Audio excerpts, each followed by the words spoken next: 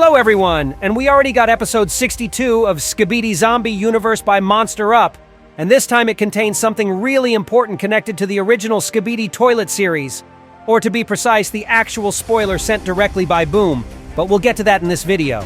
So in this episode we'll see if the new method to cure the zombie virus actually works or not, what happened to Plunger Man who is now completely turned to the evil side, and what is the current Skibidi scientist's plan regarding Dave and the virus he keeps spreading. So if you want to learn all the answers to these questions, then get your tea and snacks ready and prepare to watch this video to the end, because it's going to be really cool, and let's go! But before I'll start digging into episode 62, let me remind you real quick about the events of the previous episode so that you wouldn't get too confused about what has actually been going on here.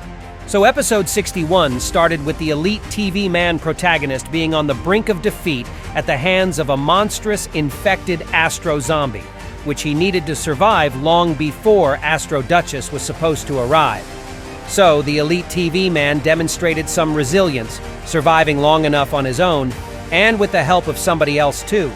Because as the infected Astro prepared his final blow, salvation arrived from the shadows in a form of other TV men, who intervene using advanced tech to deactivate the zombie, not destroy it.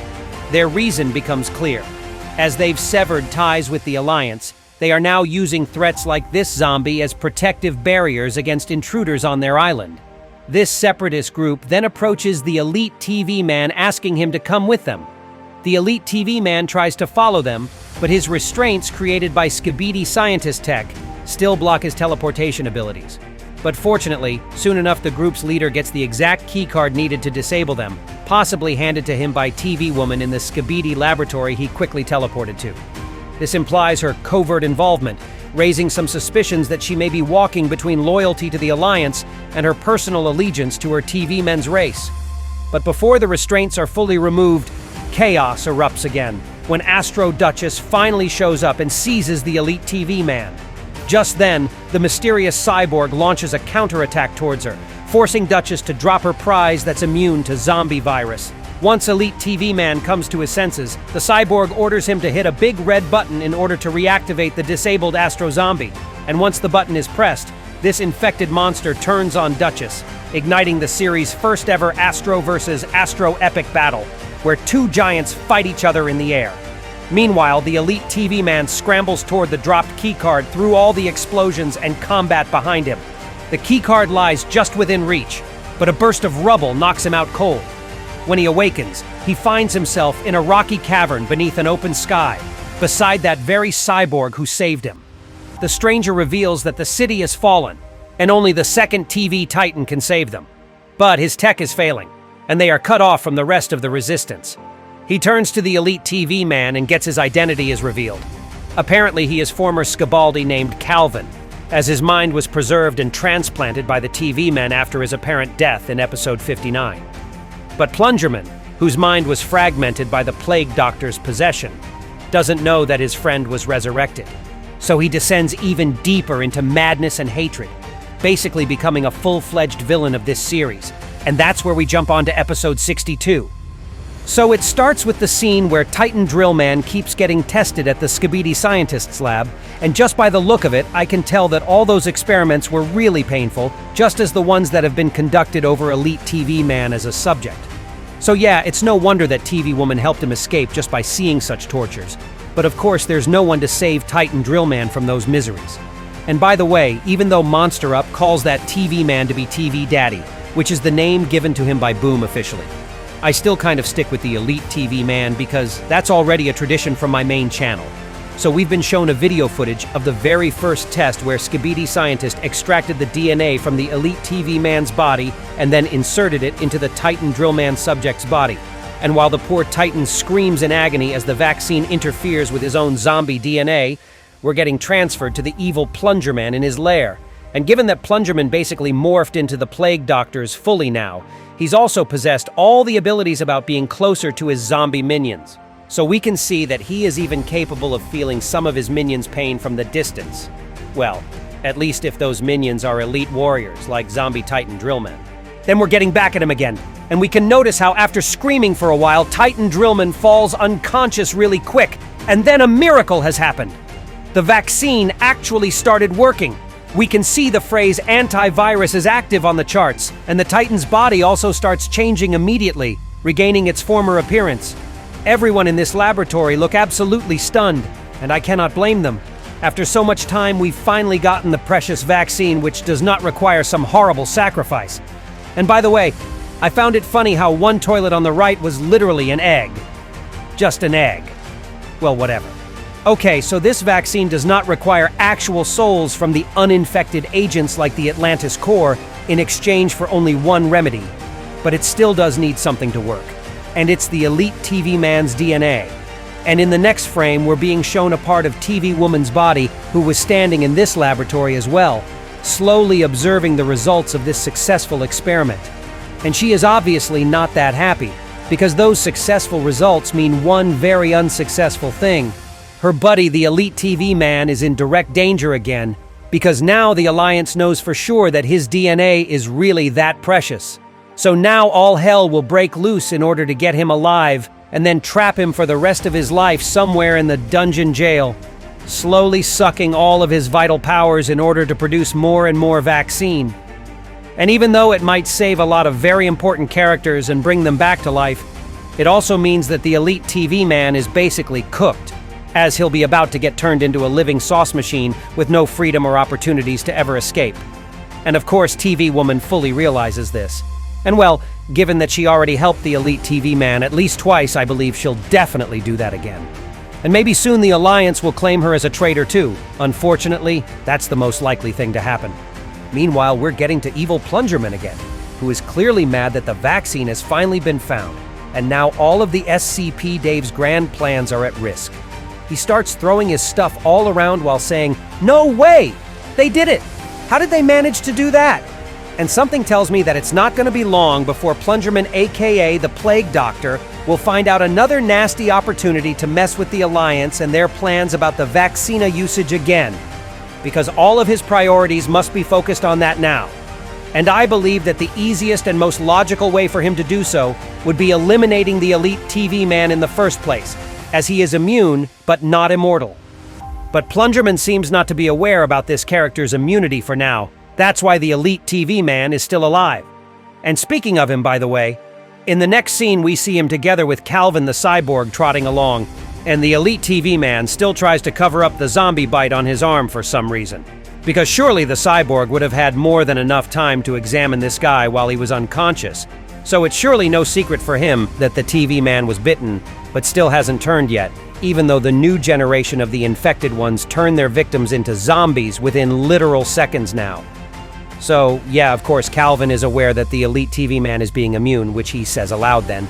The TV man then asks why everyone keeps chasing him, to which the cyborg replies, "For the Alliance, you are a cure, but for the zombies, you are food." And in this moment, they pass the first kind of leak, which depicts AI-generated G-Man with the title Jiminy Bombardini, which is an obvious reference. Oh, come on, you know it better than I am. And the AI involvement is a reference hint towards the first Skibidi toilet movie teaser posted by Michael Bay himself, and I even made a whole video dedicated to this topic on my main channel, by the way. The elite TV man then asks what he is for the TV man, but Calvin doesn't have time to answer him as he hears something in the air and yells him to hide. Turns out he managed to catch one of the many ships of the Alliance whose goal is to search this whole territory and detect the elite TV man's presence. Now the elite TV man is being literally hunted, which must be a pretty chilling experience. After the ship's gone, the two continue their journey, and soon they stumble upon another leak from Boom. And this time it depicts the Skibidi scientist's giant puppet with more upgrades and new weapons. And I also spoke of that leak in another one of my videos.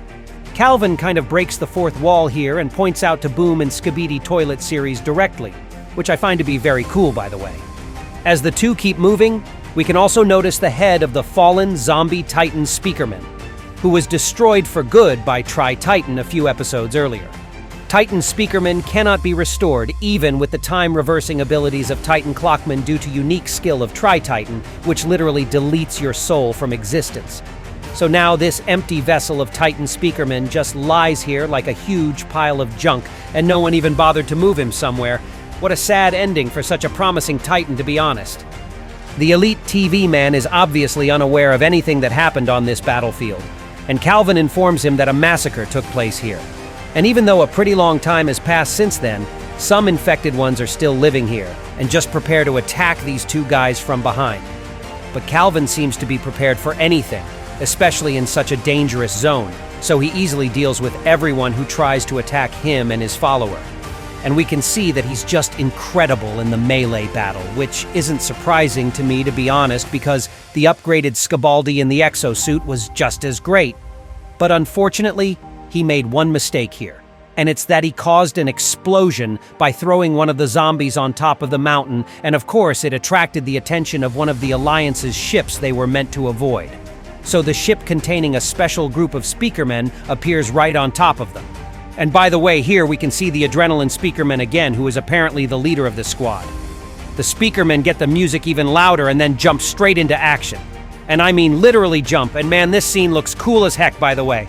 And I'm sure that Adrenaline speakerman gets the most joy out of it all, because based on episode 56, we can remember how much cool stuff he can do in a battle, so surely he already anticipates another one. And while the regular speakerman deal with the infected ones, Adrenaline goes straight for the big guy, meaning Clavin. And now we can see a fight between two the most incredible warriors. They are pretty much equal in their strength, although the Adrenaline's best qualities are his speed and diverse battle arsenal, while Calvin is super durable and smart about his melee strategies. At one point, it almost seemed as if Calvin was winning as he managed to rip one of Adrenaline's hands off. But then the speakerman answered with the grenade launch, and on its surface we can also notice a phrase, "We love you, fans," which I believe to be a special message from two brothers animating this amazing series, which is really wholesome, y'all. This multiverse is really afloat for such a long time, and it keeps getting a lot of hype even up to this day. So of course the fans have a major role in such longevity, not to mention Monster Up talent. Anyway, then Calvin grabs the speakerman and uses Hum as a raw shield from the grenade. And even though he gets knocked to the ground, no serious damage was taken by him. And then the cyborg decides to show up his big boy abilities, or the true power of his core. But while Calvin was powering up his core, Adrenaline managed to quickly inject with speed-boosting liquid and started running towards his opponent while dodging every single core laser attack. Eventually, he even manages to stick one of his magnets onto the cyborg's head, and then causes a huge chunk of a rock to hit it, which obviously causes some damage. But aside from that, something much more important has happened, and it's that Calvin finally lost his mask and Adrenaline managed to see his face.